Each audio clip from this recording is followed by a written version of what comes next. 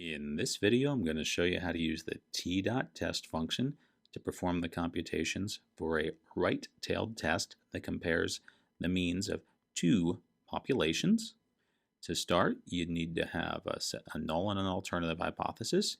Our null will look something like this. It'll be that the mean from our first population is the same as the mean from our second population, where our alternative will be that the mean from the first population is greater than the mean from the second population. Now, to perform the test, we need to decide upon a probability for a type 1 error or a significance level. We'll just use 0.05 here. And then we need some kind of a rule for deciding between the two. And so we'll just use this rule with the p-value here. We'll say we'll reject this null hypothesis if our p-value happens to be smaller than our significance level. Now we need to actually have some data for a test like this. And so what we'd have to do is go out and collect it. And we want to make sure that these three options here, or assumptions here, are met. We need to have a simple random sample from our first population, a simple random sample from our second population, and we need to have both these samples be independent of each other, no relation between the two samples. Okay. Then we'd also need to check that our populations sort of meet some criteria. The way we're going to do that is we're going to check our samples and see if they're basically normal looking or they're not too skewed and there's not really any outliers in them. We can have a couple outliers if we have a really big data set. We don't really want them if we have a smaller data set. So I've made up some data here that we can use. And what we'll do is we'll go ahead and check some of these assumptions. So I'm just going to load them up, and then we're going to make some graphs out of them.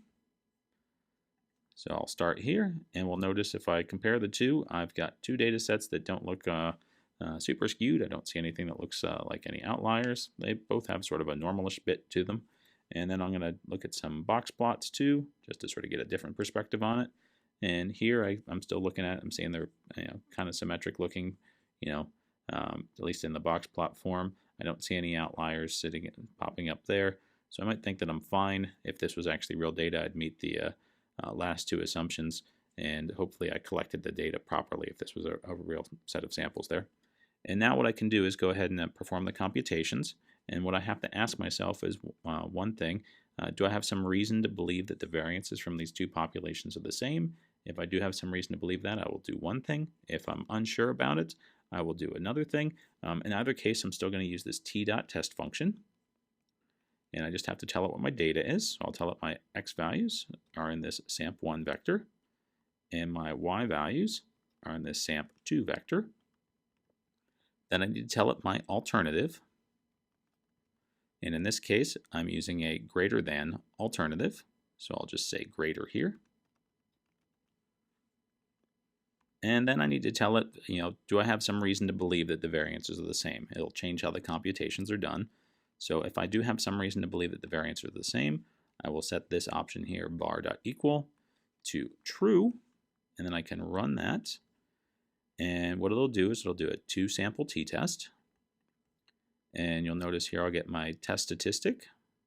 I will get degrees of freedom, and I will get a p-value out of this. And then I will also see that my alternative here is that the true difference in means is greater than 0. It's just reiterating what I have here. The true difference in means is greater than 0. And what I'd have to do is, in our case, use my p-value, 0.6608. Reference it back to my significance level, which is 0.05, and I'd notice there that that's indeed larger. So based upon this, if this actually was real data, I would decide to fail to reject my null hypothesis. And I wouldn't, basically what I'd be saying is I don't have a reason to believe that these two means are, the mean from the first population is larger than the mean from the second population. Now, just to save ourselves some time here, we'll go back and see if I didn't have any reason to believe they're the same, or if I was unsure if they were the same or not, then I could also always use this other version of the test.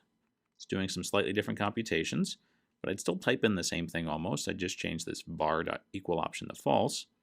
And if I run that, what you'll see is I'll get a Welch two-sample t-test. The degrees of freedom end up being something different here. There's my test statistic. Here's my p-value. P-value is 0.6608, and I can go ahead and compare that again to 0.05, and again I'm going to say that that is larger, so I'd have a reason to say or I'd decide in this case, I'd say to myself, well, I'm going to fail to reject that null hypothesis. So it just happens to be in this case, I get the same decision either way. So this is how I can go about using this t.test option to perform the computations to compare the means of two different populations.